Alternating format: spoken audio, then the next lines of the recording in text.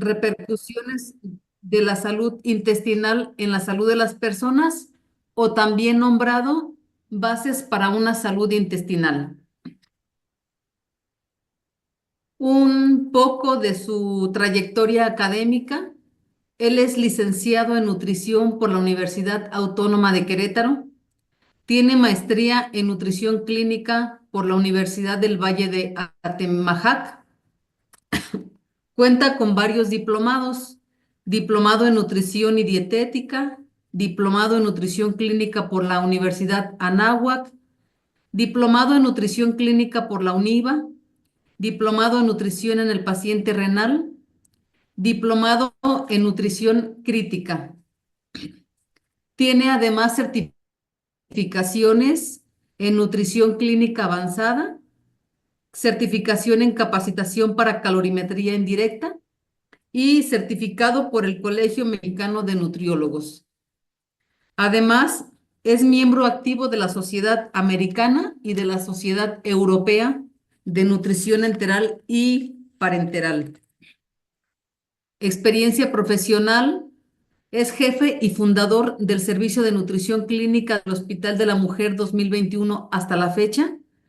Es jefe del servicio de nutrición del club, fue jefe del servicio de nutrición del Club de Fútbol Monarcas Morelia, presidente de la Sociedad Michoacana de Nutrición y Metabolismo Renal, miembro del Comité de Ética e Investigación del Hospital de la Mujer, encargado del área de neumonutrición y calorimetría indirecta respiratoria en el Hospital Ángeles en Morelia.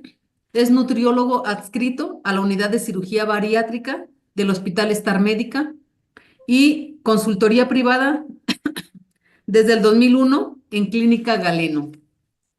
Además, funge como docente, profesor adjunto en la Maestría de Nutrición y Dietética de la Facultad de Enfermería, profesor de la Cátedra de Soporte Nutricional UNIVA del plantel de Zamora, profesor de la Cátedra de Nutrición Deportiva UNIVA plantel Zamora, profesor de asignatura B de Nutrición de Atención Nutricia en el adulto con patología no quirúrgica por la Universidad Michoacana de San Nicolás de Hidalgo y pues es doctor en nutrición y dietética por el Instituto Montrer. Damos la bienvenida en la siguiente ponencia al doctor Trujano y pues le recordamos que la sesión es de 1 hora y que las preguntas las irán colocando en el chat. Yo las voy considerando y las preguntas van a ser hasta el final de la plática. Muchas gracias, licenciado. Bueno, doctor Trujano, por aceptarnos a darnos esta plática a la sociedad AMPACIP, a la asociación AMPACIP, y pues sea bienvenido. Gracias. Muchas gracias, Ale. Para mí es un gusto estar con todos ustedes. Agradezco infinitamente primero a ti la invitación y a la Sociedad Mexicana también de Práctica Avanzada del Cuidado Integral de la Piel. Y pues bueno, la verdad es que siempre es un gusto este, exponer, compartir con colegas y en esta ocasión con público general, que también es muy gratificante y de crecimiento también mucho, en experiencias. Entonces, pues bueno, vamos a dar inicio con la parte de las bases para la salud intestinal. Creo que van a haber cosas interesantes que vamos a plantear, a compartir, y espero que sea de utilidad para todos ustedes y espero que les guste. ¿Sale? De entrada, existen muchos estudios ya muy claros acerca de la relación que guarda lo que comemos con la salud intestinal. De hecho, ya hay pensamientos que se están confirmando y ahorita hablaremos a fondo, pero simplemente el hecho de tener una alimentación alta en azúcares, alta en grasas, alta en alimentos ultraprocesados y el sedentarismo, como vemos aquí al joven sentado todo el día, tal vez viendo tele, pues esto nos va generando problemas no solo de incremento de peso, que incremente la grasa corporal, que disminuya la masa muscular, también puede haber problemas en el hígado. la esteatosis hepática, pues también parte de su problema, que ahorita hablaremos un poquito de ella, parte de su problema viene del sedentarismo, de estar acumulando y acumulando y acumulando energía que nos está gastando, en suma. Pero también esto va afectando secundariamente a la insulina, principalmente al páncreas, ¿sí? Ya de entrada. Y en el intestino. En el intestino se guardan un chorro de situaciones y secretos que ahorita vamos a ver, ¿no? Pues bueno, de entrada se dice que parte del problema de por qué aparecen muchas enfermedades, como la diabetes, las enfermedades cardiovasculares, la depresión, el Alzheimer, Parkinson, ciertos tipos de cáncer, pues guarda relación al parecer también con la inactividad física. Fíjense qué curioso. Este tema de la inactividad física hace años le llamaban sedentarismo, pues resulta que ahora es una enfermedad y le llaman enfermedad hipoquinética. Hipo quiere decir bajo y kinético, movimiento, es decir, la enfermedad del bajo movimiento o la enfermedad por no movernos, por estar en un sedentarismo completo o casi total.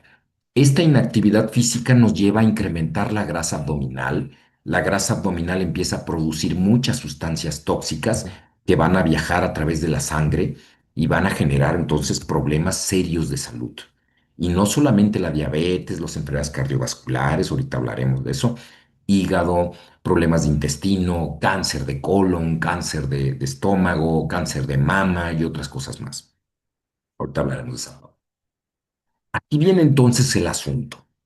No sé si han escuchado ustedes este dicho que dicen, esta persona es muy visceral. ¿A qué se refiere con visceral? Pues resulta que han encontrado, hasta cierto punto, cierta presencia de tejido nervioso en el intestino. ¿Qué decimos con esto? Pues resulta que el intestino, así como dicen comúnmente, siente. Claro, hay una conexión muy estrecha entre el cerebro y el intestino.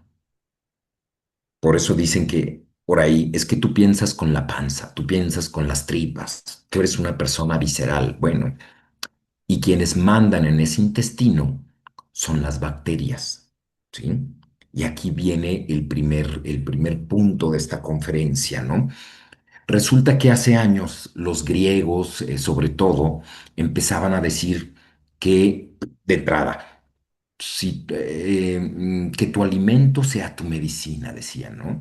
Otros pensadores griegos como Aristóteles decían que las enfermedades se originaban en el intestino. Prácticamente él decía que todas las enfermedades venían del intestino, de la tripa.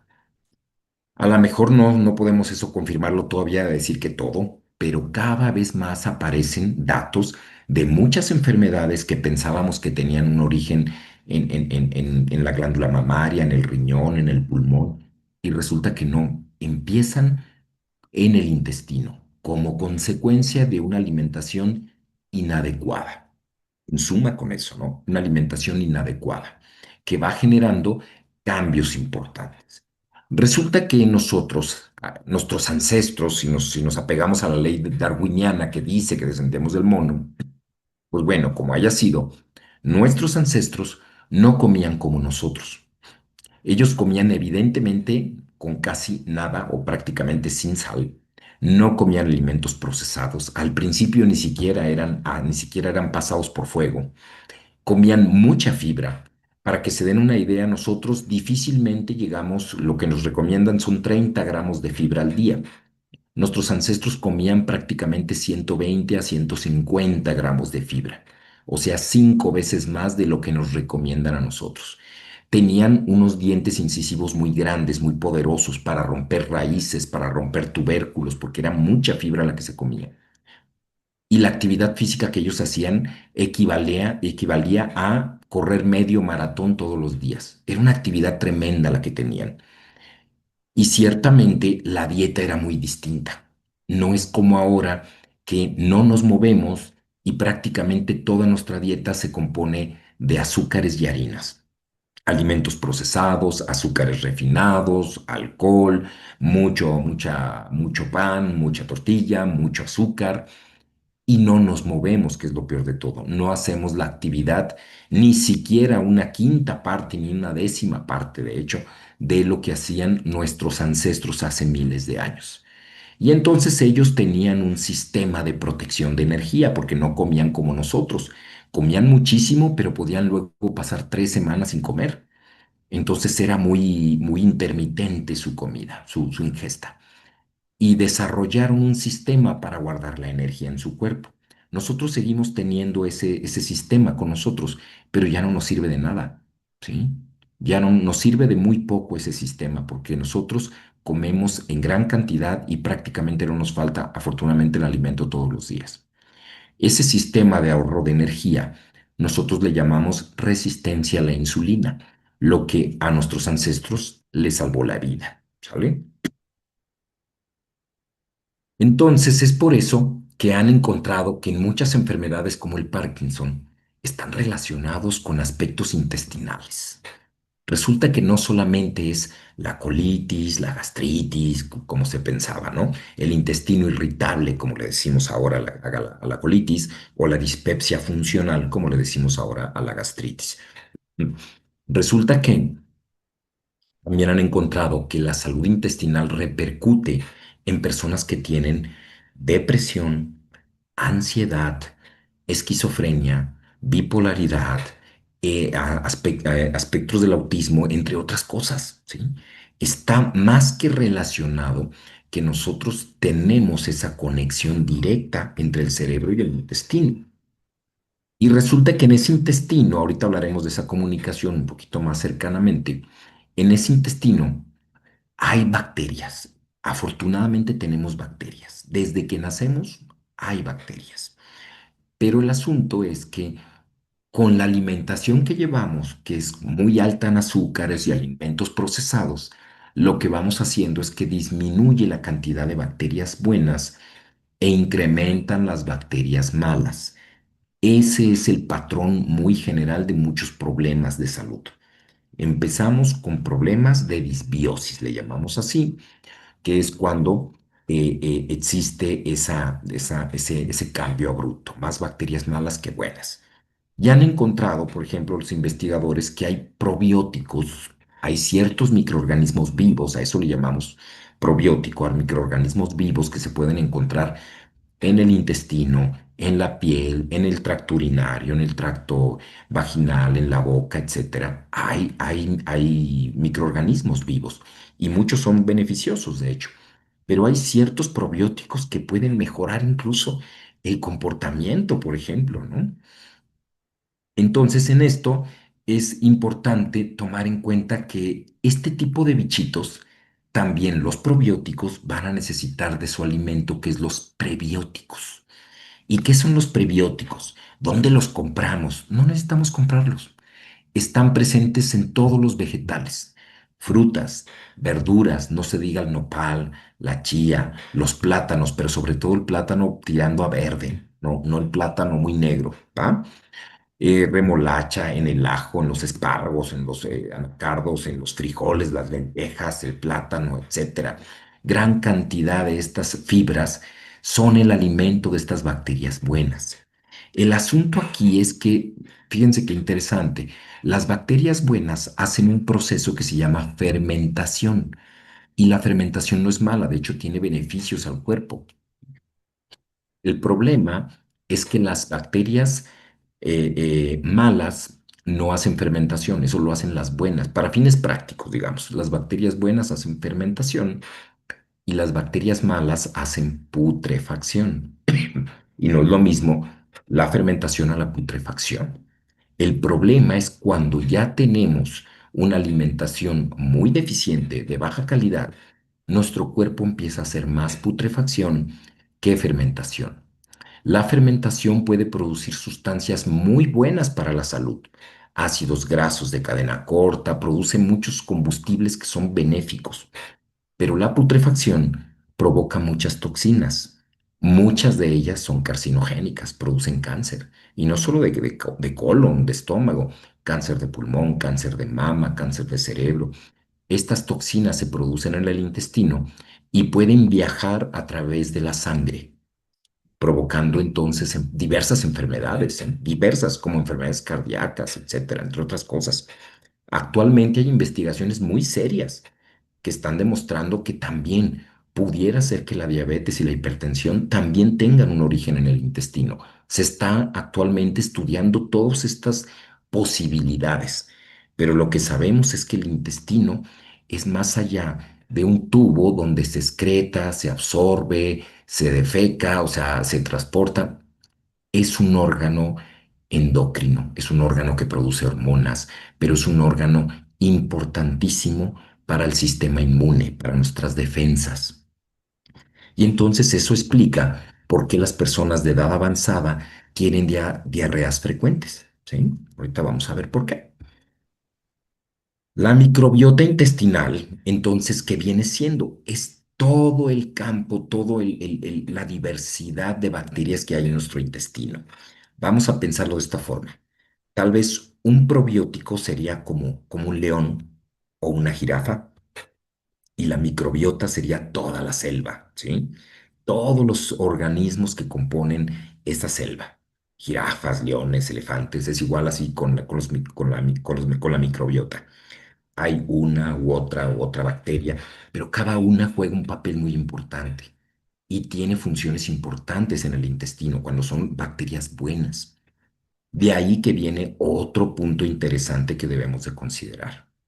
Cuidado con la autoprescripción de antibióticos, porque queriendo matar un bicho malo, matamos 4, 5, 10 buenos. Y en muchas ocasiones, muchas de esas especies de bacterias no vuelven a salir en nuestro intestino y son buenas. Es como cuando van y matan al último rinoceronte blanco que existía en la selva. Pues ya lo mataste, fue el último. Ya no vas a volver a ver otro rinoceronte blanco en la selva. Es igual acá. Se extinguen muchas de estas bacterias y no vuelven a salir. Por eso hay que ser muy responsables cuando verdaderamente se necesita un antibiótico, porque se rompe todo este equilibrio que es excelente, ¿no? De hecho, qué interesante, pero también esto también tiene que ver con el peso. Han encontrado que las personas que tienen sobrepeso tienen bacterias de tipo firmicute y otras tienen de tipo bacteroide. O sea, en suma, hay bacterias específicas. Las personas delgadas tienen cierto tipo de bacterias, las personas con obesidad tienen otro tipo de bacterias. Las personas con diabetes tipo 1 tienen un tipo de bacteria distinto, ciertas cepas que son distintas, digamos, a las que tienen los pacientes con diabetes tipo 2. Entonces, esto nos habla de que cada quien tiene su propia marca, ¿no? Es como la huella digital, cada quien tiene bacterias distintas en proporciones distintas, pero lo que sí se sabe es que mientras más perjudicial sea nuestra dieta, se van extinguiendo esas bacterias malas y se van encontrando o incrementando las buenas. Cuando las, cuando consumimos suficiente fibra, estos bichitos, estas bacterias se alimentan de la fibra y producen ácidos grasos de cadena corta, que aquí los estamos abreviando en inglés como SCFA. Son los ácidos grasos de cadena corta, ¿sí? Que es short chain fat acid, ácidos grasos de cadena corta. ¿Y estos cómo se producen? Por fermentación de la fibra, ¿sí? Muchos de estos se producen, por ejemplo, con los búlgaros. ¿M? Se producen consumiendo una cantidad adecuada de fibra y se producen generando estos ácidos grasos de cadena corta que van a dar muchos beneficios a otros órganos. Entonces, hay un universo, de hecho, hay un universo dentro de nuestro intestino. Se dice que buena parte de lo que pesamos nosotros son bacterias. Tenemos varios kilos de bacterias, ¿eh? En donde muy buena parte de nuestro peso son bacterias que están en todo nuestro cuerpo. Y muchas de ellas son comensales, ¿qué quiere decir? Naturales, tienen una función. No todas son malas. Pero ¿qué es lo que sucede? Que desde que nosotros nacemos vamos consumiendo la leche materna que ya de entrada nos da ciertas bacterias buenas. Ojo, antes pensaban que la leche materna no tenía bacterias, era estéril, no estaban en lo cierto. Encontraron que la leche materna también tiene probióticos, pero probióticos buenos. Fíjense qué maravilloso. Conforme empezamos a comer, conforme empezamos a llevarnos los dedos a la boca, empezamos a tener contacto con otros bichos, va cambiando entonces el tipo de bacterias que vamos teniendo. Mm. Y va a depender mucho de nuestra alimentación. Si es una alimentación procesada o es una alimentación natural y saludable. Lo que les decía es que conforme va pasando la edad, generalmente ya los abuelitos van teniendo más bacterias malas que buenas. Por eso a menudo están con los famosos retortijones y diarreas y tienen los empachos que le llaman, ¿no? Entonces es que no saben qué tiene, pues está malito, es que tiene diarrea. Lo que tiene a veces es una sobreproducción de bacterias malas. Van disminuyendo las buenas y suben las malas. Sobre todo si ese abuelito, por ejemplo, no tiene un consumo adecuado de probióticos, no consume suficiente producto vegetal, suficiente fibra, tiene un consumo muy alto de azúcares, de harinas, de alimentos procesados, pues esto va perjudicando evidentemente el número de bacterias que se van teniendo. Y les decía que hay entonces una conexión bien documentada entre lo que es el cerebro y lo que es el intestino. Fíjense nada más cómo respondemos ante el estrés. Ustedes lo saben y lo han visto en películas, en la tele, que hay veces que en la escena en la cual pasa una desgracia o una cosa impresionante, la persona se impresiona con lo que ve y vomita, ¿verdad? Vomita. Esto nos habla justamente de esa relación que existe entre el intestino y el cerebro, el estómago y el cerebro también. O vámonos a no ser tan drásticos. Una persona se enamora, siente maripositas en el estómago también, ¿verdad? Ese es otro dato. Puede ser positivo, negativo, agradable o desagradable, pero hay una conexión. Lo interesante aquí es que podemos decir que el 90% de las fibras están conectadas, el cerebro y el intestino están conectados con un nervio que le llaman el nervio vago, pero también le llaman, curiosamente, el nervio de la compasión. Es decir, cuando nosotros vemos algo que nos consterna, cuando sentimos el nudo en la garganta y sentimos algo en el pecho que nos genera consternación o que nos da compasión, ese estímulo lo está haciendo el nervio vago. Fíjense qué curioso, por eso le llaman el nervio de la compasión. Bueno, el 90%, ¿sí?, de la información que lleva este nervio no es del cerebro al intestino, es del intestino al cerebro. Y antes se pensaba que era al revés, que enviaba señales del cerebro al intestino. Pues no, es al revés, manda señales de la tripa al cerebro. Y el otro 10% sí es del cerebro a la tripa. ¿Sale? Entonces, encontraron que el 96%, ojo, el 96% de las personas que tienen reflujo o gastritis tienen ansiedad o depresión. El 94% de los que dicen tener colitis, intestino irritable, traen un componente de ansiedad o depresión. Y esto está publicado en revistas internacionales de gastroenterología. Hay una relación muy estrecha entre la depresión y la ansiedad y probablemente los trastornos gastrointestinales más comunes que la gente padece. Gastritis y colitis y reflujo también. Entonces, por eso es que muchas veces los profesionales de la salud saben que no basta el omeprazol, no basta el bromuro de pinaverio, hay que ajustar la dieta, hay que hacer ejercicio, hay que bajar de peso, hay que tomar medicamento, hay que evitar irritantes y hay que relajarse.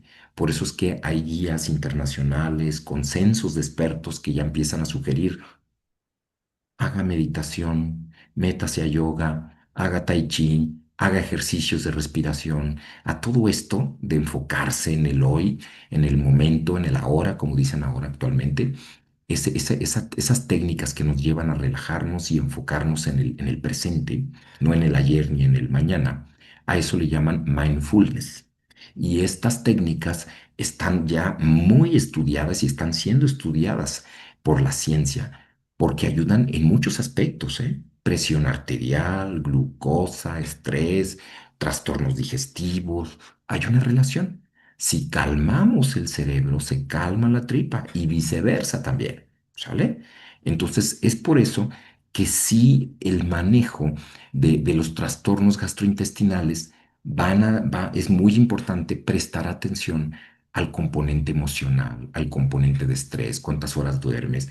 Todos sabemos que hace años, los abuelos sobre todo lo saben muy bien, hace años los médicos de antaño decían mucho que si tenías muina o estabas enojado, mejor te saltaras la comida. Después, años después, dijeron que eso era falso, que eran mitos, pero actualmente ya se sabe que no, estaban en lo cierto los médicos de antaño. Actualmente tenemos que recomendar eso. Si realmente acabas de hacer un coraje muy fuerte o una impresión muy fuerte, mejor relájate primero. Deja pasar un par de horas, 3 horas, relájate y después a comer.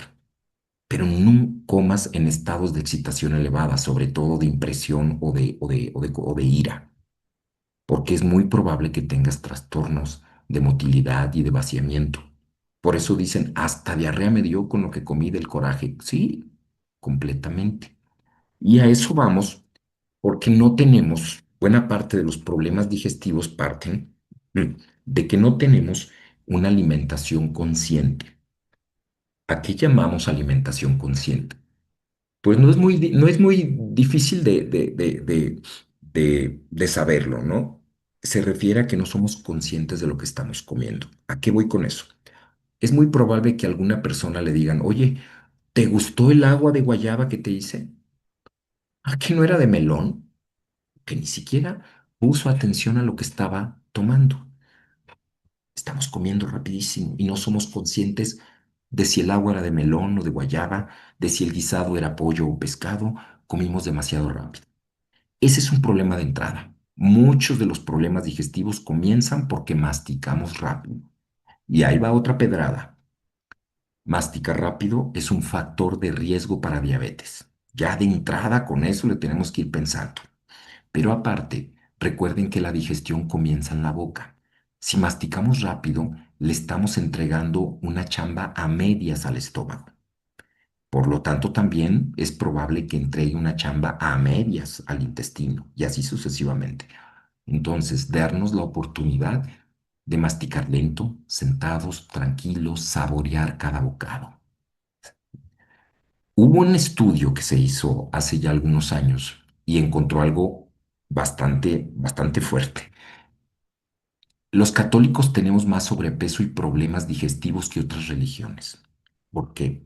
La mayoría de las religiones ajenas al catolicismo, cristianismo, adventistas, sabatistas, testigos, budistas, taoístas, la mayoría de las religiones, el momento de los alimentos, el momento de la comida es un momento muy importante, muy importante. Y prácticamente todas esas religiones, antes de comer, leen la Biblia, o dan gracias, o rezan, o hacen algún tipo de actividad en torno a esto. Esa actividad que hagan, la que sea, pero esa actividad que ellos hacen antes de comer, genera que bajen su frecuencia cardíaca, bajan su frecuencia respiratoria, meten más oxígeno, se relajan y por lo tanto comen más lento, tienen mejor digestión y generalmente se sacían, se llenan más rápido y no suben de peso.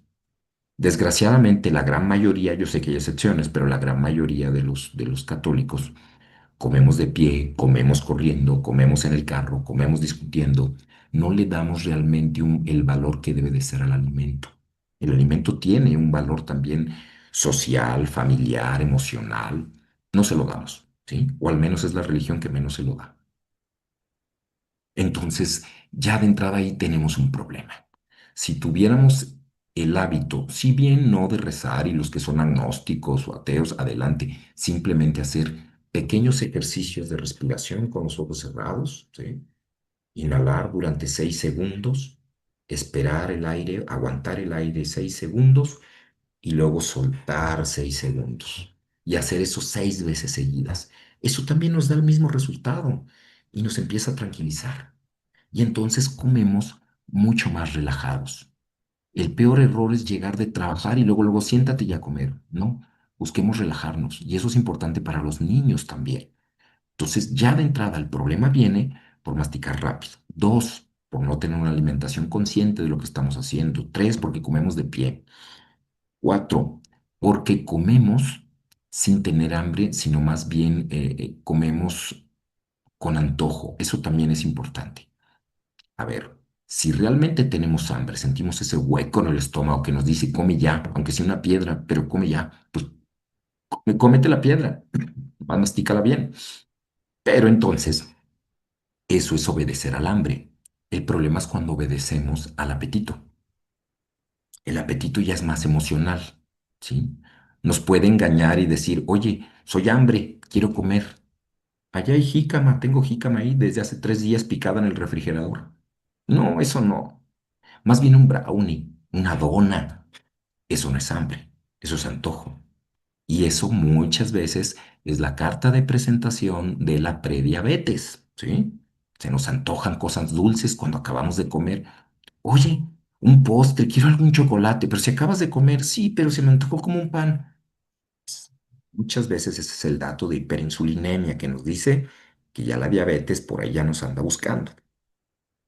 Ok, entonces, ser disciplinados con esa parte. La otra, comer hasta la saciedad, no hasta la plenitud. La saciedad es la ausencia de hambre. Ese punto en el cual comemos, pero ya desapareció el hambre. Igual todavía pueden caber 2 o 3 tacos, pero ya no llegué a ese límite. Me quedé en el punto donde se me quitó el hambre. Eso es lo ideal, ¿sí? La gran mayoría nos vamos al límite, a sentir esa distensión abdominal que casi nos obliga a desabrochar el pantalón o la blusa para que siga comiendo o para que sigamos metiendo más comida. Entonces, separar un poquito cuando es hambre, cuando es antojo y cuando es saciedad y cuando es plenitud.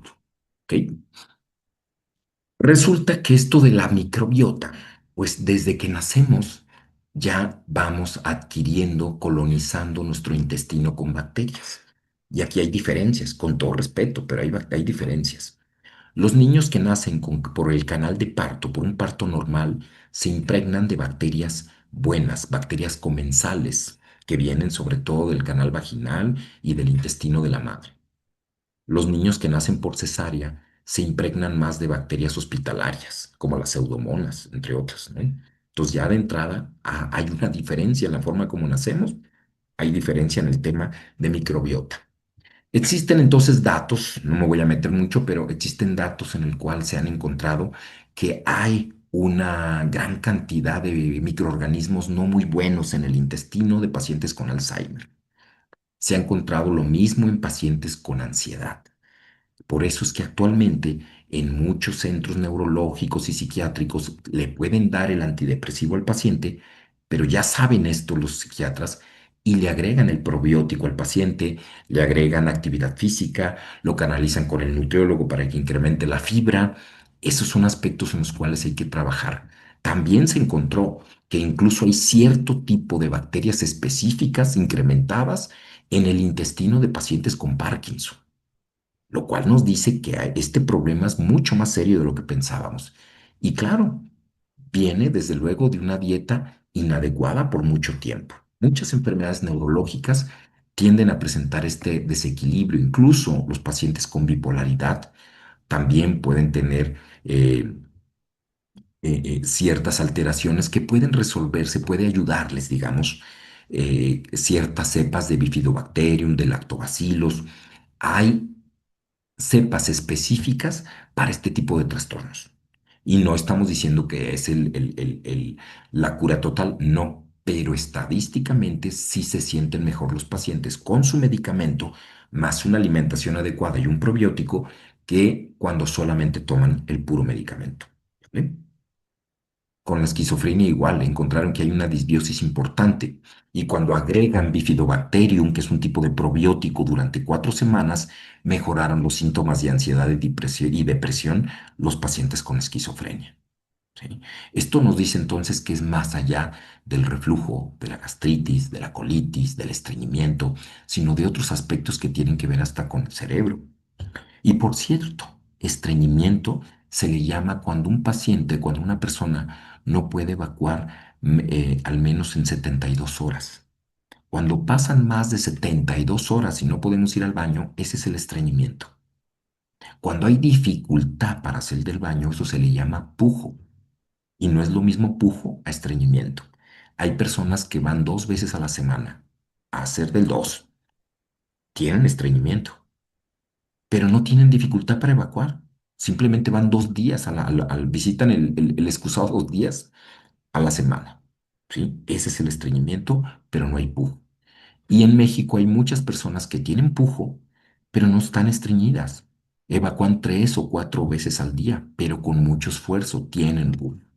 La gran mayoría de este tema de estreñimiento y pujo tiene que ver con vida sedentaria, estar mucho tiempo sentados, consumir poca agua, saltarse comidas y sobre todo aguantarse las ganas. Lo peor que puede hacer una persona con estreñimiento es reprimirse. Es que me da asco el baño, mejor ya que llegue a la casa. Cuidado con esa parte. Ya está demostradísimo que es lo peor que puede hacer un paciente con estreñimiento. Con toda la pena donde le agarre la noche, pero no se recomienda este, reprimir las ganas, porque eso generaría todavía, incrementaría el problema. Entonces, pues bueno.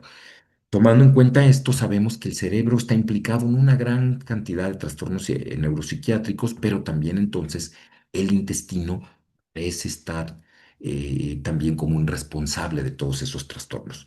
¿Cómo podemos ayudar con la ansiedad, con la depresión, con este tipo de situaciones? Cuidando nuestra dieta, ¿sí? Que eso sería muy bueno. El problema es que existen muchas personas que tienen consumos elevados de azúcar, una gran cantidad. Y actualmente se acaba de publicar apenas el 19 de mayo, estamos hablando de hace una semana aproximadamente, ¿sí? Se publicó un artículo en el cual, cuidado, están diciendo que en un estudio de miles y miles de pacientes lograron demostrar que nos infarta con más facilidad, te genera un infarto los azúcares que las grasas saturadas. O sea, no es tanto la mala en la manteca, sino más bien la Coca-Cola. No por el hecho de quitar la grasa, no te vas a infartar si estás consumiendo una gran cantidad de azúcares. Los azúcares generan mucho más daño al corazón del que pensaban, ¿sí? Y parece ser que más todavía que las grasas, que eso es decir bastante. Hay consecuencias de la obesidad que van a afectar el aparato digestivo. Por ejemplo, de las más comunes, el reflujo, y que generalmente está en la mayoría de los casos con pacientes con ansiedad, estrés, depresión, obesidad y sedentarismo que no hacen ejercicio. La dispepsia funcional, que le llamamos gastritis, el intestino irritable, que pues bueno, le llamábamos o llamamos colitis, la hernia yatal, que muchos acaban operados por lo mismo, ¿verdad? Los problemas de vesícula, que esos también pueden ser por comer muchas grasas, saltarse comidas, tener sedentarismo, no consumir suficiente agua, este, subir de peso, entre otras cosas, ¿no? O la diverticulitis, que es la formación de sacos en el intestino, que estos se inflaman, por eso es diverticulitis. Un gran porcentaje de los adultos en México tienen divertículos. El problema es cuando estos se inflaman o revientan. Ahí es donde la cosa se pone bastante grave. ¿Y eso por qué? Porque se incrementa la presión en el colon. Por eso el tema de hacer una alimentación que permita evacuar sin dificultad. Cuidado con ese estreñimiento y de empujarle y de meterle demasiado esfuerzo al defecar, porque también este tipo de situaciones se llegan. ¿No? Y las hemorroides, desde luego, que son tan molestas y que muchas veces responden, la mayoría de las veces, a personas que están mucho tiempo sentadas o que viajan, que son choferes, que son personas que están mucho tiempo sentadas, con sobrepeso, con muy poco consumo de agua, muy poco o nulo consumo de fibra. Entonces, esto va a generar potencialmente problemas pues mucho más serios y complicados, ¿no?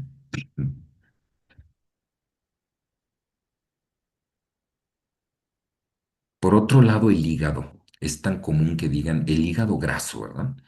Pues les tengo noticias. El hígado graso no se hace por comer muchas grasas, como a lo mejor pudiera pensarse. El hígado graso se da sobre todo por comer demasiados carbohidratos, demasiados tama, que le decimos, que son los tama. trigo, arroz, maíz y azúcar. Comemos demasiados productos con trigo. Pan dulce, pan blanco, galletas, cereales de caja, botanas, pizza, etcétera. Gran cantidad de arroz, gran cantidad de maíz, que eso es la tortilla, o consumir gran cantidad de cereales, de maíz, etcétera, y sobre todo alto consumo de azúcares. Probablemente de los problemas que más nos va a generar hígado graso en México, yo creo que hay tres, y son el pan dulce, la tortilla y el refresco. Ya hablar del alcohol, pues sería hablar del hígado graso alcohólico, pero aquí estamos hablando de la enfermedad por hígado graso no alcohólico, que así lo abreviamos, EHGNA. Pues bueno, ese es el responsable, el responsable de generar ese hígado graso es también el exceso de azúcares. Lo que muy pocas veces se habla es que cuando hay hígado graso, generalmente también hay riñón graso y hay corazón graso. Está lleno los órganos de grasa y la grasa es el resultado de que estamos consumiendo mucha energía que no estamos gastando. ¿Mm? Y ahí es donde aparecen este tipo de problemas, ¿no? Entonces el hígado graso generalmente va a estar atrás de una persona sedentaria, de una persona que consume demasiados carbohidratos, mucho azúcar, mucha harina, más que grasa, mucha harina. Cuando comemos más calorías de las que podemos gastar, ahí aparece entonces el tema del hígado graso. Algunos dirán, entonces no puedo comer una hamburguesa. Yo digo que sí. Si remueves las papas, si remueves el refresco, si le agregas más verduras a hamburguesa, le quitas el queso amarillo y el tocino, te quedas con la carnita con bastante verdura y te tomas una agüita de limón con chía o un agua de Jamaica con esa hamburguesa, no te va a dar problema y yo cambiaría las papas fritas que tienen mucha grasa y sal por unas tiritas de jícama o de pepino, sería muy buena opción. Y a la mejor a esa hamburguesa ponerle unas buenas tiras de aguacate, que esa es una grasa muy saludable. Quitamos el queso amarillo, quitamos el tocino y le metemos aguacate. Y disfrutamos nuestra hamburguesa. Cosas también ver qué tipo de estrategias poder diseñar. Y tenemos una hamburguesa bastante saludable. No es que vamos a tachar que todas las hamburguesas son malas, ¿no? Podemos hacer modificaciones y hacer algo bastante rico y saludable. El problema es cuando nos metemos alta cantidad de harinas refinadas, de hidratos de carbono, y estos, pues bueno, van a generar más grasa intrahepática, más grasa dentro del hígado. Y un hígado graso nos puede generar otros problemas más serios en el hígado, otros problemas más serios a nivel cardíaco, más riesgo de evento vascular cerebral, de infarto, de hipertensión, de diabetes, etcétera. Y todo empezó porque el hígado se volvió grasoso, porque estamos metiendo demasiado azúcar. Para que nos demos una idea, una cucharada de azúcar se transforma en grasa en el cuerpo, ¿eh? En el cuerpo. Se transforma en el grasa, en- se transforma en grasa en el cuerpo 8 a 10 veces más fácil que una cucharada de aceite o de manteca. ¿Qué quiere decir con esto? Que los azúcares son más lipogénicos, le decimos, que se transforman más en grasa.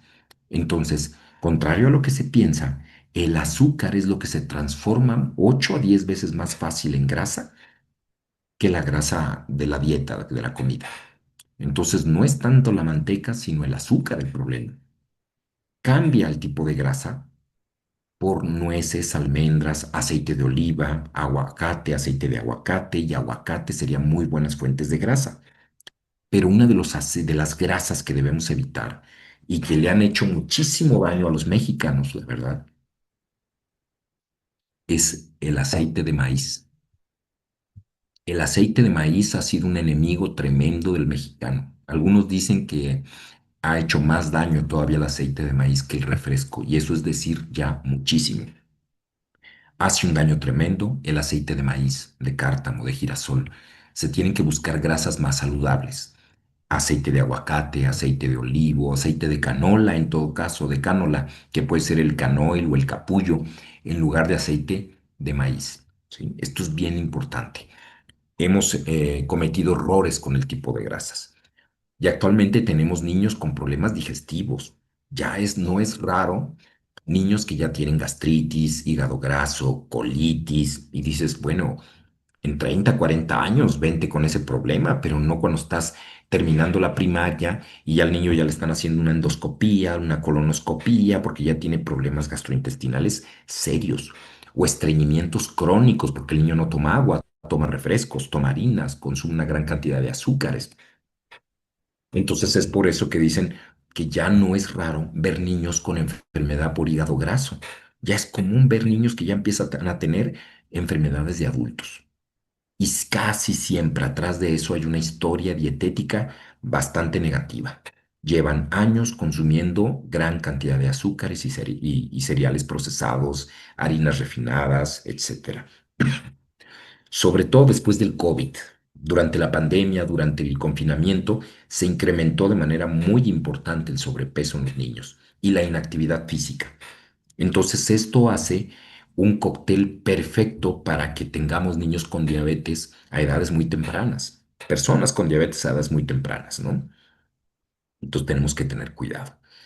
Por otro lado, también, a lo mejor debe haber empezado por aquí, ¿verdad? El aparato digestivo comienza en la boca, como dijimos. También hay disbiosis en la boca. Y fíjense qué interesante. Cuando hay más bacterias malas que buenas, hay mayor riesgo de depresión. Encontraron en un estudio de patología, un estudio que hicieron con niños y adolescentes que desgraciadamente se habían suicidado, encontraron que tenían más bacterias malas que buenas. Esos niños tenían disbiosis. Ya dijimos que disbiosis es cuando hay más bacterias malas que buenas. Pues bueno, estos pequeños tenían disbiosis en la boca, lo cual dice que está contaminada la boca. Esto habla de una pésima dieta que llevaban. Para que nos demos una idea, cuando hay caries, eso es disbiosis. Cuando alguien tiene caries, tiene disbiosis. ¿Qué es la caries? Pues bueno, como dicen comúnmente, se pican los dientes. ¿Y por qué se pican? Porque hay bacterias, en este caso bacterias malas, que comen los azúcares de la dieta y generan ese tipo de daños al comer el azúcar. ¿Sale? Entonces, si no hubiera esas bacterias ni el consumo de azúcar, no habría caries. ¿De acuerdo? Cuando alguien tiene caries, tiene disbiosis en la boca. Y las bacterias que tenemos, que son las comensales, las naturales de la boca, son muy distintas. Hay un tipo de bacterias que están en los dientes, hay otro tipo de bacterias en las encías, hay otro tipo de bacterias dentro de las mejillas, en la lengua tiene otro tipo de bacterias, los labios, etcétera. Cada zona de la boca han encontrado que tiene cierto grupo de bacterias distinto. Fíjense qué interesante, ¿sí? No es el mismo tipo de bacterias en toda la boca. Cada zona de la boca tiene un tipo de bacterias distintos. Entonces, cuando se tiene un consumo elevado de azúcares, de refrescos, sobre todo los azúcares, este tipo de microbiota natural que tenemos en la boca se pierde. Y entonces es cuando aparecen una gran cantidad de bacterias malas que pueden generar hasta elevación de la presión arterial, según otros estudios, depresión, ansiedad y todas estas cosas, ¿no? Hay enfermedades más graves como la colitis ulcerosa, que no es una colitis nerviosa comúnmente, ¿no? Como conocemos, la colitis ulcerosa se caracteriza por sangrados ya con sangre, por úlceras, pues han encontrado que el consumo de refresco tiene un azúcar que se llama sacarosa, el refresco, y la sacarosa se asocia de manera muy alta con desarrollar este tipo de colitis, que es de verdad muy peligrosa. ¿Y todo por qué? Por el azúcar que está en los refrescos, que es la famosa sacarosa. ¿Sale? Entonces, como podemos darnos cuenta, pues hay una lucha en nuestro organismo, una lucha entre el bien y el mal, ¿no? Entre las bacterias buenas y las bacterias malas. Si estamos delgados, haciendo ejercicios saludables, con una dieta adecuada, gana el bien, ¿sí? Si estamos sedentarios, no nos movemos, fumamos, consumo de drogas, de alcohol, de azúcar, de sal, de grasa, poca agua, poca fibra, pues ganan las bacterias malas. Sí de simple, es un equilibrio. Y han encontrado también que personas con problemas cardíacos crónicos, problemas renales, problemas hepáticos, tienen alteraciones ya en este equilibrio del intestino. Para que nos demos una idea, ¿qué tanto cambia? Hicieron estudios también con pacientes quemados y pacientes que habían tenido accidentes, traumatismos en la cabeza. Cuando llega un paciente con un accidente grave como estos, a las 72 horas de estar hospitalizado por un traumatismo, ya tiene disbiosis, ya cambió ese intestino y ya tiene predominantemente bacterias malas, más que buenas. Fíjense con qué velocidad a veces cambia este equilibrio. Por eso la importancia de estar constantemente, pues cuidándonos en la dieta, en lo que hacemos. Hay varias maneras de poder cuidarnos, ¿no? Existen varias opciones. Una de esas que más ha dado resultado para cuidar el intestino es la famosa dieta mediterránea y otras que le llaman dietas FODMAP. Pero bueno, vamos a ver esta. La dieta mediterránea, ¿de qué se comporta? ¿Por qué le llaman dieta mediterránea? Porque es una dieta que adoptan los países cercanos al mar Mediterráneo, como puede ser España, Portugal, Francia, Italia, Líbano, norte de África, etcétera, Turquía, etcétera. Se caracterizan ¿por qué? Por comer muchos vegetales, por comer mucho pescado y sobre todo mucho aceite de olivo o oliva. Pero el aceite de olivo no lo calientan ellos casi, o bueno, también, pero están muy acostumbrados a comerlo crudo.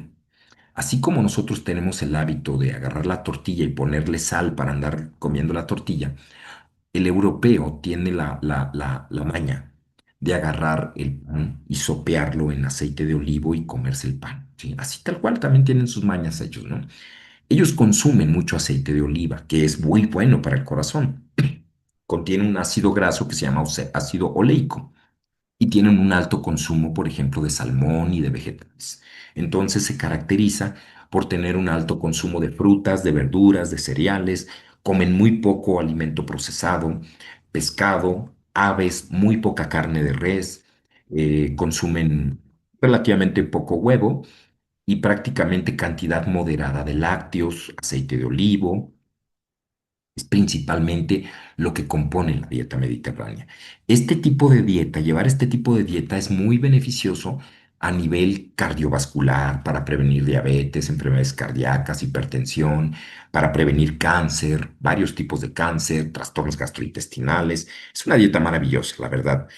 Incluye en algunos países un poquito vino tinto, porque también tiene antioxidantes, pero en cantidades pequeñitas. Pero si se fijan, es un consumo principalmente de vegetales, oleaginosas, ¿sí? Y pescado principalmente, ¿no? Algunos dirán, bueno, pero es que esta dieta es un poquito más cara. El aceite de oliva es caro, el salmón es caro, no es tan fácil llevar esta dieta. Completamente de acuerdo, no todo el mundo en México puede adoptar una dieta mediterránea. Es por eso que en México tenemos también otra opción. Aparte los frutos secos, hacen muchos postres con frutos secos, son deliciosos. Pero en México tenemos otra opción que es la famosa dieta de la milpa, así le llaman, que podemos decir que es la versión mexicana de la dieta mediterránea. ¿A qué nos lleva eso? Volver a la dieta que llevaban nuestros ancestros hace tiempo, ¿no?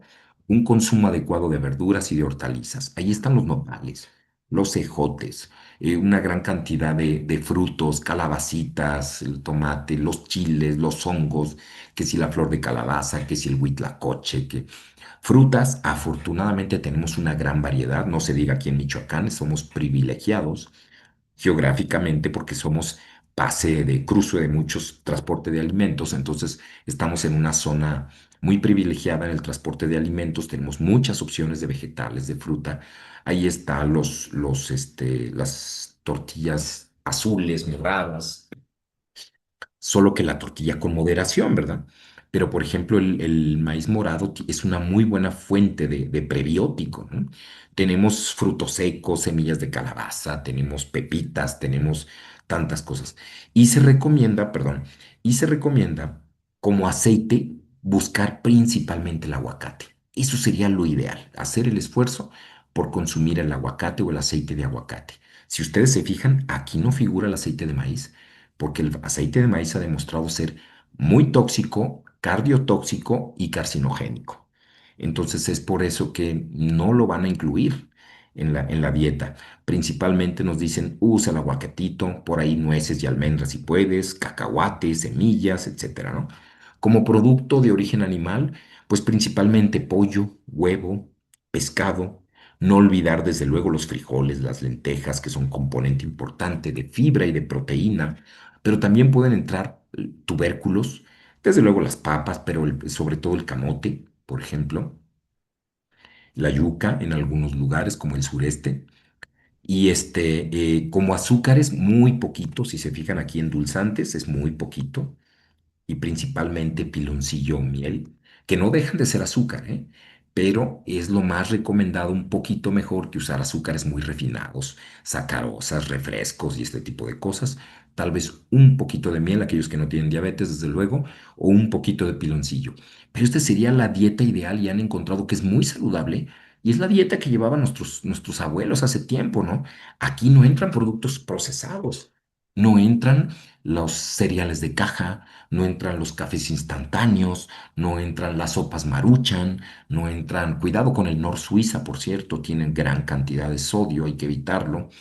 Entonces, tiene una gran cantidad de posibilidades la dieta de la milpa y la gastronomía mexicana, pues desde luego es un monstruo, es un ejemplo, ¿sí? A nivel mundial. Entonces, tenemos una gran variedad de platillos que pudiéramos preparar con nuestras opciones, ¿sí? Simplemente quesadillas de flor de calabaza, de huitlacoche, unos chayotes gratinados, unas calabacitas con queso panela o requesón, y el gazpacho.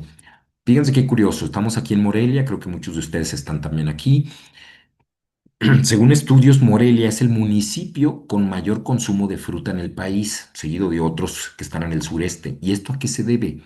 No somos un municipio con mucho calor, que donde se nos guste mucho la fruta, pero tenemos algo, la costumbre de consumir el famoso gazpacho, el gazpacho moreliano, que es fruta finamente picada con un poco de chile negro, de chile verde, de un poquitito de sal, jugo de limón, jugo de naranja y un queso especial. Y pues eso hace un platillo típico de Morelia y eso nos coloca como uno de los principales municipios en México con mayor consumo de fruta. Alguien por ahí inventó el gazpacho y nos dejó ese regalo, ¿sí? El hábito de comer más fruta, aunque sea en forma de gazpacho, ¿sí? Por cierto, vamos a evitar los jugos.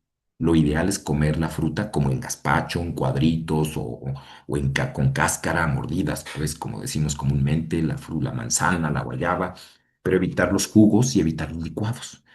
Tendrá mayor cantidad de fibras si los consumimos de esta forma, ¿no? Y pues estos son algunos de los ajustes. Recomendaciones y utilidad para ir cerrando. Procurar retirar fuentes inadecuadas de la mesa. Cambiar las panaderas, los dulceros por fruteros. Comer con lentitud y saborear cada bocado, como lo comentamos. Suprimir alimentos altos en azúcar, principalmente azúcar, refrescos, principalmente chocolates, mermeladas, golosinas. Reducir la ingesta de pan dulce, pastas y tortilla. Quedarnos con una cantidad moderada de tortilla sería lo ideal. Preferir el consumo de carnes blancas, pollo, pescado principalmente y carnes rojas, esporádicamente carne roja, ¿no? Puerco y res esporádicamente.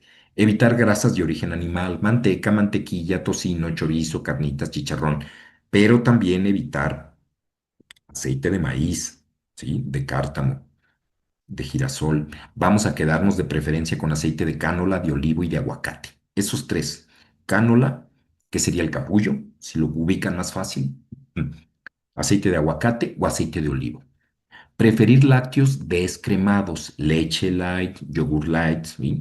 Queso panela, requesón o cottage, lo más naturales posible, siempre y cuando estén pasteurizados, y evitar quesos muy procesados, con mayor contenido de grasa.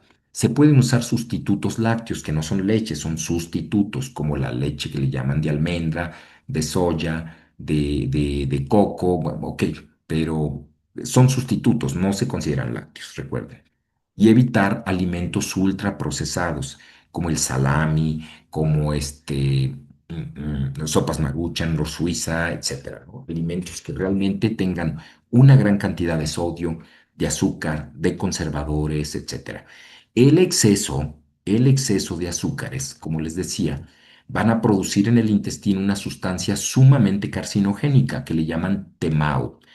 Su nombre completo se llama óxido de trimetilamina y es uno de los pillos, de los malos que está metido en todos los problemas, ¿sí? Cáncer de colon, diabetes, cáncer de mama, cáncer de pulmón. Donde hay problemas está metido esta sustancia tóxica, este malo, este maleante está ahí presente. Se llama óxido de trimetilamina y se va a producir mucho en el intestino, cuanto más azúcar, productos procesados o productos sobre todo ahumados también consumamos. Si vamos a comer un jamón, procurar que sea jamón natural de pechuga de pavo y no jamón ahumado, y menos otro tipo de embutidos más procesados. Evitar los ahumados. Yo sé que la carne asada es muy rica, ¿verdad? Y une a las familias, es motivo de celebración, es muy deliciosa la carne asada, ¿no? Como buen sonorense yo lo aclaro y lo reconozco, pero vamos consumiéndola con moderación. Vamos evitando el consumo de carnes asadas al carbón, de manera muy seguida. Vamos a evitar esporádicamente disfrutarlo, pero que no se haga parte habitual, ¿no? De estar consumiendo cosas ahumadas o asadas al carbón, porque esas son potencialmente carcinogénicas también. Entonces, en suma, la salud intestinal depende de varios factores. Depende de aspectos como la microbiota, como el estrés, como el consumo de agua, el consumo de fibra, el consumo de alimentos adecuados. Es todo, es un todo. No basta una pastilla, no basta un laxante con fibra, no basta un puro probiótico, no basta un shot de búlgaros. Hasta los excesos de probióticos también pueden ser malos. Entonces, con moderación. Y si no estamos acostumbrados a comer sanamente, yo los invito a que vayan haciéndolo gradualmente. Parte de los errores de por qué muchas personas llegan con nosotros y nos dicen es que cuando como fruta y verdura y quiero hacer dieta me pongo bien malo y me genera distensión, inflamación y gases y tengo diarrea. Ok, esto es porque su organismo no está acostumbrado a tanta fibra. Entonces de repente quieren ponerse un plato de ensalada como para un caballo el primer día de la dieta y ahí es donde acaba todo mal. Hay que empezar con hábitos, mejorar los hábitos alimentarios, pero hay que hacerlo gradualmente. No estamos acostumbrados a comer tanta fibra, pues empecemos con cantidades pequeñas de fruta y de verdura. Acostumbrar a nuestro organismo gradualmente. Si no está acostumbrado a tomar nada de agua a nuestro organismo, empecemos a incrementarlo también de manera gradual. Si nuestro organismo no está acostumbrado a hacer ejercicio, tendremos que empezar poco a poco. No solo con el ejercicio, con la dieta es igual. No se pueden hacer cambios dietéticos de hoy para mañana, pero podemos empezar retirando nuestros puntos críticos. ¿Cuáles son nuestros puntos críticos? Nuestras debilidades, ¿no? Cada quien tiene sus demonios. Pueden ser refrescos, pueden ser dulces, puede ser el pan, puede ser la cerveza, pueden ser muchos alimentos que nos van a generar problemas de salud, problemas intestinales, sobrepeso. Ya los tenemos identificados, vamos retirándolos poco a poco durante un lapso de 2 o 3 semanas, hasta que la tercera semana ya estemos sobreviviendo sin pan, sin tanta sal, con poca tortilla, con más agua, con más fibra, acudiendo más al gimnasio, a nadar, a caminar, a correr, etcétera. Los cambios son graduales y eso nos va a permitir hacer cambios, va a generar que la mucosa de nuestro intestino empiece a desinflamarse gradualmente, empiece a moverse más rítmicamente ese intestino, no haya estreñimiento, mejore el aprovechamiento de nutrimentos, no haya tanta producción de gas. Todos esos cambios van a ir apareciendo, pero es un trabajo integral. ¿Sí? Decir que esto lo va a solucionar una pastilla de omeprazol o una dieta solamente, no. Hay que hacer trabajo multidisciplinario. Trabajo con dieta, ejercicio, su medicamento si lo necesita, adelante, algún probiótico, fibra y el trabajo interno, que es la parte del estrés, ¿no? Ver la calidad de nuestro sueño, cómo estamos durmiendo, cómo estamos relacionándonos con nuestros compañeros de trabajo, con nuestra familia, cómo estamos nosotros en nuestro descanso, en lo que vemos. A veces parte del control de la gastritis y de la colitis está también en lo que escuchamos y lo que vemos, ¿no? suspender un poquito, estar viendo noticias, estar viendo, escuchando situaciones negativas, eso también incrementa la cantidad de hormonas del estrés, incrementa nuestro cortisol, incrementa nuestra adrenalina, y eso que le hace al intestino, pues como un trapeador, ¿no? Lo exprime. Por eso es que a veces ver noticias desagradables, enterarnos de comentarios y situaciones delicadas y graves y molestas, nos pega en el estómago, nos da el retortijón, es lógico. Por eso le dicen al intestino el segundo cerebro. ¿Vale? Muchísimas gracias. Pues bueno, con esto concluyo. Es para mí un gusto haber estado con ustedes esta tarde y si no hay inconveniente, vamos a proceder al contestar algunas preguntas, ¿verdad? Ok. Muchas gracias, Ya voy, Otilia. ¿eh? Muchas gracias, Teófilo, hasta República Dominicana. Muchas gracias. Un abrazo aquí desde México. Lick, Sí, adelante. bueno, gracias, gracias. Como siempre, es un deleite escucharlo. No soy la única que lo dice, muchas gracias. Ay, muchas gracias. Este, le comparto varios comentarios. Dice Karime Ocaña, excelente, tiene mucha razón. Siempre es un gusto seguir estando en sus presentaciones, en sus ponencias. Muchas gracias, Karim. Nuestra presidenta Otilia Cruz Castañeda nos dice, excelente tema, felicidades al ponente. Muchas gracias. Em, Saludos desde República Dominicana, también, licenciado. Y algunas preguntitas. Sí, Tengo claro. una pregunta de Francisco Castillo que dice, buena tarde, ¿es bueno desparasitarse y cómo?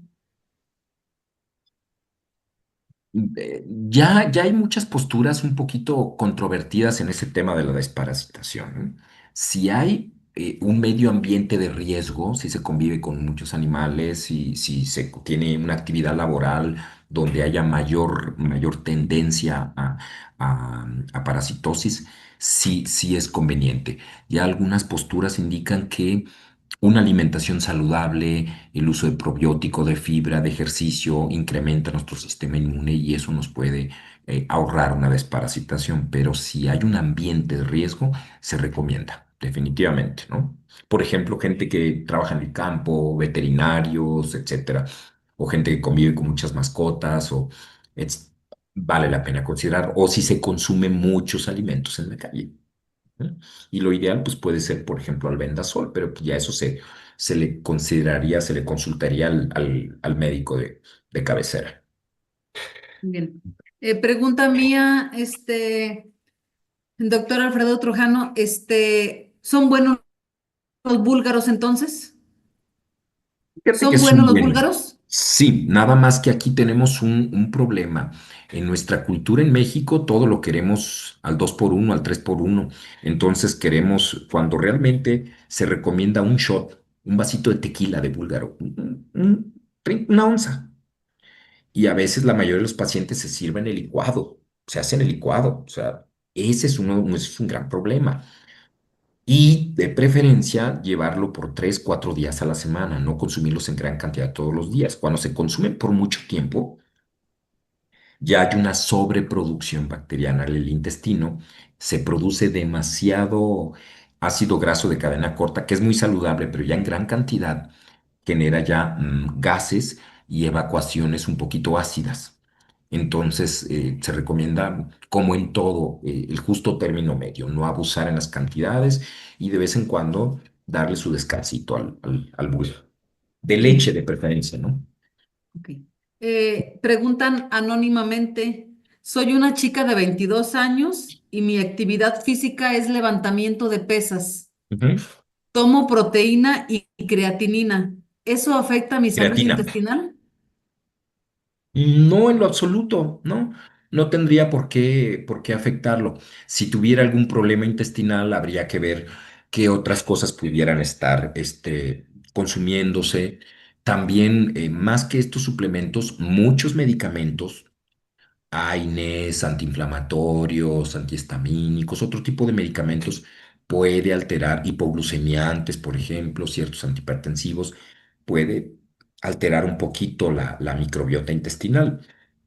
Entonces, en nutrición clínica siempre trabajamos en base a escenarios. Habría que ver a profundidad el tipo de dieta que lleva, medicamentos, estrés, la parte hormonal, todo esto para ver si hay otro problema agregado. Pero técnicamente la proteína de suero y la creatina no tendrían por qué generar problemas, a no ser que los esté tomando muy rápido, pero ese es otro show. Hilda Solórzano, excelente ponencia. ¿Por qué no incluye las carnes rojas? Muy buena pregunta. Sí se ha encontrado que las carnes rojas generan hasta cierto punto más toxicidad al hígado, al riñón, más riesgo cardiovascular. Está demostrado, ¿sí? No estamos en contra de las carnes rojas. La gran mayoría de las recomendaciones internacionales dicen que busquemos proteína que tenga la menor cantidad de grasa. Esos son el pollo y el pescado. Y nosotros recomendamos carne de res, pero con cierta prudencia, no todos los días, y buscando un corte que tenga la menor cantidad de grasa, ¿sí? Eso es lo ideal, ¿no? Al final hay un dicho muy cierto que dice, es mejor un buen carnívoro que un mal vegetariano. ¿Qué quiere decir eso? Un buen carnívoro es aquel que, bueno, se da gusto, come su buen trozo de carne, y lo acompaña de una gran cantidad de fibra, de ensalada, de verduras, etcétera, ¿no? Se mete bastante fibra. Hay de aquel carnívoro, como dicen por ahí, que solo come carne y no consume fruta, no consume verdura, sobre todo, no consume fibra, porque ese sí va a estar en problemas, digamos, cardiometabólicos más serios. Eh, María Soledad, excelente tema, muchas felicidades. Teófilo Herrera, muchas felicidades, excelente información. Miriam, entonces, ¿qué tan recomendables son los jugos verdes? Muy buena pregunta. Igual que los búlgaros, yo sugeriría también, porque también pensamos eso, como son naturales, son altos en fibra, vasos grandes. No, vasos pequeños y recomendaría unas 3 días a la semana, no diario. Se acaba de publicar hace unas semanas un artículo en el cual sí se demostró que el consumo importante de jugo verde en gran cantidad y frecuentemente tiende a generar sobrecarga de oxalatos y potencialmente más riesgo de litiasis renal. El artículo está publicado hace un mes, mes y medio, me parece, ¿no? Hay problema con eso. Entonces, la moderación. ¿Les gusta el jugo verde? Vaso pequeño y 3 días a la semana, pero no la licuadora todos los días, ¿no? Cuidado con eso. Janet Gómez, ¿qué probióticos recomienda? Va a depender mucho el escenario, ¿sí? Lo que se quiera atender, porque hay probióticos para problemas renales, para bajar de peso, para resistencia a la insulina, para depresión, para colitis, etcétera, ¿no? Pero bueno, se puede optar, por ejemplo, aquí en México, a nivel general, está dando muy buen resultado un probiótico llamado Lactiv Fit. Tenemos dos opciones de cepas y está producto que se llama Lactiv Fit y Microbiot Fit, Microbiot Fit. Estos, Ujú, sí, sí. estos probióticos, pueden generar mejoría de la distensión abdominal, de la producción de gas, pueden ayudar a disminuir un poco el apetito, generando cierto apoyo para el tratamiento del sobrepeso o la obesidad. No es un fármaco para obesidad ni considerarlo la solución para nada, pero es parte del manejo, ¿no? Porque ya se sabe que si queremos bajar de peso, por ejemplo, hay que trabajar el intestino y no solamente con lo que comemos, sino con la microbiota, como les comentaba hace un momento, ¿no? Esas dos son bastante buenas. Creo que la acabo de compartir, pero no se sube. No sé por qué. Mm, no me lo registra, ¿eh? Lo estoy subiendo aquí, pero creo que hay un bloqueo ahorita. Ok, Pero es Microbiot Fit y el otro es Lactip con V al final, Lactip Fit. muy bien. Saludos, desde Perú, excelente tema. Gracias. Gracias al ponente. Saludos de Pátzcuaro. Em, excelente ponencia. Bebidas naturales, ¿cuáles se recomiendan? Bebidas naturales. Bueno, ya me quedé Aguas. pensando debido a que nos están viendo hasta de otras partes del país, ¿no? Entonces ya ahí me quiebro la cabeza.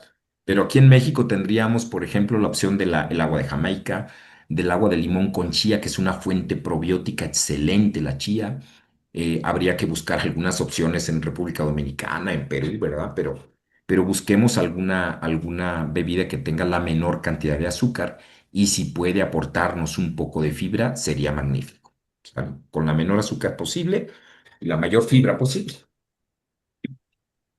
Olivia, menciona, excelente ponencia, doctor, muy completa su información. Lamentablemente damos muy poca importancia a la alimentación. La mayoría comemos tratando de satisfacer el gusto y no cubrir una necesidad. Sí, sí, sí, y creo que tiene que ser un poquito las dos cosas, ¿no? Disfrutar lo que estamos consumiendo. Por eso cuando dicen comúnmente, es que dicen muchos pacientes, ya pequé, porque comió, no sé, se comió unas papitas o se comió un chocolate, y dicen, ya pequé. No, no lo ve así porque ni somos ante la Inquisición, ni lo estamos viendo desde el cielo, sino simple y sencillamente se recomienda que si va a comer un alimento inadecuado, al menos disfrútelo. Sí, disfrútelo. Porque si no lo disfruta y lo come con remordimiento, es probable que acabe comiendo más todavía de esa cantidad. Los estudios lo demuestran. Entonces, si se porta mal, pues pórtese mal de vez en cuando. Y disfrútelo cuando se porte mal. Porque si juega el remordimiento aquí, va a generar más hiperfagia, más sentimiento de culpa y estamos comiendo alimentos inadecuados más veces y en mayor cantidad. Pues muchas gracias. Todavía hay más felicitaciones y más preguntas, pero sé que usted está en la consulta. No hay Sé que nos problema, tenemos hizo, tiempo todavía, ¿eh? Cualquier duda, adelante. sí, hay muchas gracias. Este, pues mire, por aquí había otra preguntita donde decía, mm, gracias al doctor Trujano, a todo esto, ¿el kefir puede ser opción para todos los días? ¿Y sabe el Sí, es lo tiempo de recomendación? sí, es lo que decíamos de los búlgaros, es el kefir. Ok. Este, eh, ¿Así se les llama también kefir? sí, el kefir, ujú, kefir o búlgaros, así es. Ok. Lo ideal es cantidades moderadas, 3, 4 días a la semana, no sobrecargar el intestino con tanta cantidad de búlgaros, sobre todo el hábito que tenemos de el vaso grande de búlgaros, ¿no? No, realmente es un medio shot, de hecho, pequeño, es una dosis casi de, pues no de fármaco, pero sí, es una cantidad pequeña, funcional, son alimentos funcionales, le llamamos, que tienen una función, un impacto en la salud, pero no quedarnos con ese mensaje de que como son buenos, pues el doble sería mejor, me voy a tomar el triple, ¿verdad? Entonces esa parte, cuidado, porque a veces nos vamos con ese mensaje y puede generar problemas. Con la fibra es igual, con la mayoría de los vitaminas, suplementos, alimentos funcionales. Si caemos en el exceso, también puede haber consecuencias.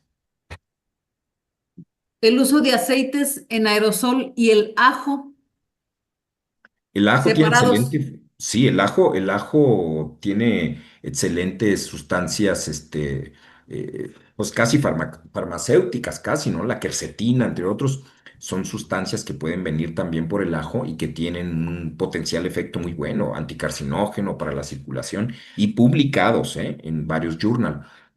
En el tema del ajo no habría problema. En el tema de los aceites en aerosol, pues bueno, la mayoría recomiendan simplemente usar un poquito, un chorrito del aceite de aguacate sería lo ideal. O el aceite de oliva, que el aceite de oliva lo ideal es que lo consumamos crudo.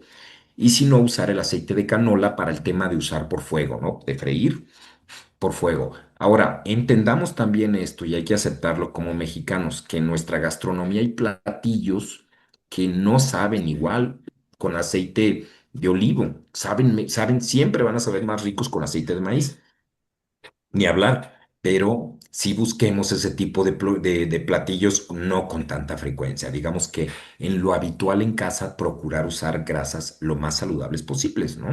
Es como también tal vez si hacemos una pasta.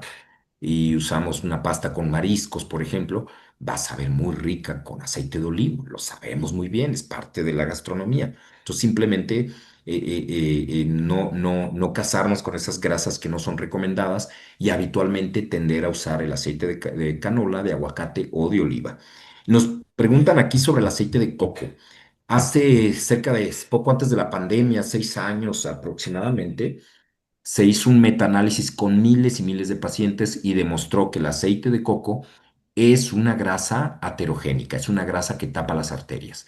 Si es una grasa que da energía muy rápido, por eso es que lo preferían en el deporte y tenía sus virtudes, ¿por qué no decirlo?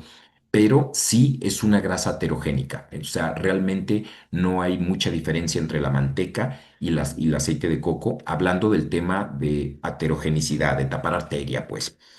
Este estudio fue avalado por miles y miles de pacientes en los cuales se pudo demostrar y prácticamente se concluyó el aceite de coco no es recomendable, porque hubo un tiempo que se usaba muchísimo. A partir de ese metaanálisis bajó ya la prescripción del aceite de coco. ¿Sale? Bien, tenemos a alguien que levantó la mano, pero que es Subli Magali, pero creo que no le puedo activar el audio.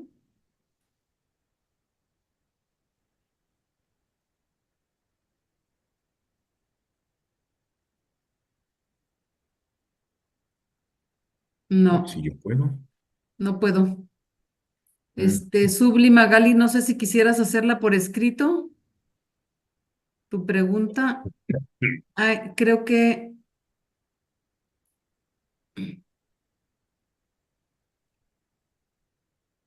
no, no puedo. Déjeme ver, ¿eh? sí, claro. Ya tiene permiso para hablar. Ya, ya le. Ya. Subli, ¿necesitas hacer alguna pregunta? ¿Ya puedes activar tu micrófono?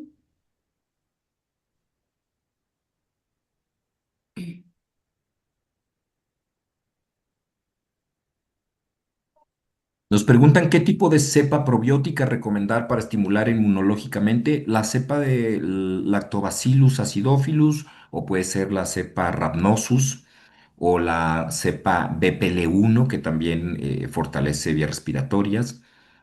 Son algunas, ¿no? Pero realmente la gran mayoría van a tener un impacto importante a nivel del sistema inmune.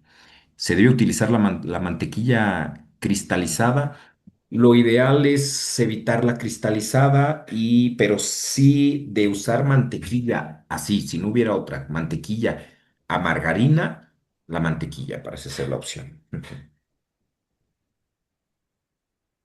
Lo ideal, perdón, Diana Alejandra, lo ideal es usar ensaladas, vegetales al vapor, al crudos, etcétera, pero los jugos verdes en exceso sí hay sobrecarga de oxalato, sobre todo cuando son verduras de hoja verde y va a generar mayor riesgo de litiasis renal según los nuevos estudios. Entonces, disfrutar de otras verduras que no sean tan altas en oxalato. ¿Sale? Mm. Mencionan algo sobre, ¿será considerable consumir tortilla con un proceso nixtamalizado? Obviamente no en cantidad excesiva, pero es mejor el consumo que la tortilla que no es hecha con esta manera de maíz nixtamalizado. Sí, hay opciones de tortillas, ahora le llaman orgánicas, que están hechas con cal natural, no con el nixtamal famoso, lo hacen como lo hacían las abuelas antes. Y hay tortillas actualmente que se están mezclando con harina por ejemplo, con harina de nopal, y que están deliciosas, por cierto, ¿eh? Y no se hacen feas. Las puedes guardar en tu refrigerador y una semana después al comal y están como si estuvieran recién hechas. Mezcladas, maíz con nopal y de preferencia que se preparen con cal natural y no con el Iztapal ahora, ¿no? Muy bien, pues creo que ya leímos ahora sí, licenciado, todas las preguntas. ¿Cuál es la hora recomendable para los probióticos y prebióticos? La gran mayoría son en la mañana, salvo algunos que tienen Ah, que ok. ver con el tema que comentábamos, cerebral un poquito, neurológico, como el Mogbio, que es un probiótico que se usa para problemas de esquizofrenia, de bipolaridad. Eso se recomienda por la noche, pero generalmente es en la mañana.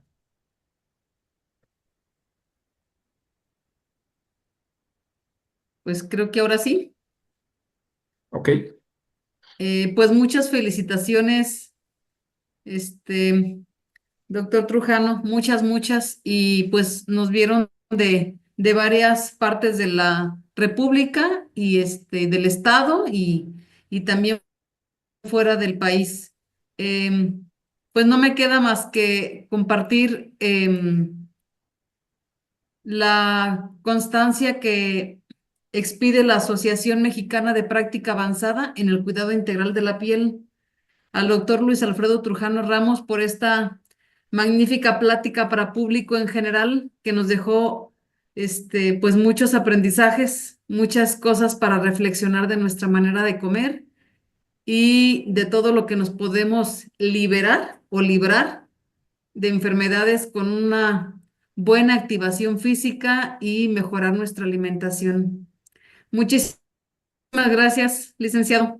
Le digo Muchas licenciado gracias a porque todos yo por su así, atención y esperemos continuar en algún momento con algún otro tema de interés. Les envío un abrazo muy grande desde la ciudad de Morelia, gracias. México, y pues bueno, excelente tarde, noche para muchos. Estén muy bien. Sí, y les comparto pues nuestro siguiente sesión, bueno, seminario presencial en la ciudad de Morelia para quienes nos acompañan como personal de la salud. Y pues lo comparto porque también tenemos el privilegio de que el doctor Luis Alfredo Trujano va a estar en nuestra plática en este seminario aquí en junio en Morelia. Cordialmente invitados. Pues muchísimas gracias a todos por su asistencia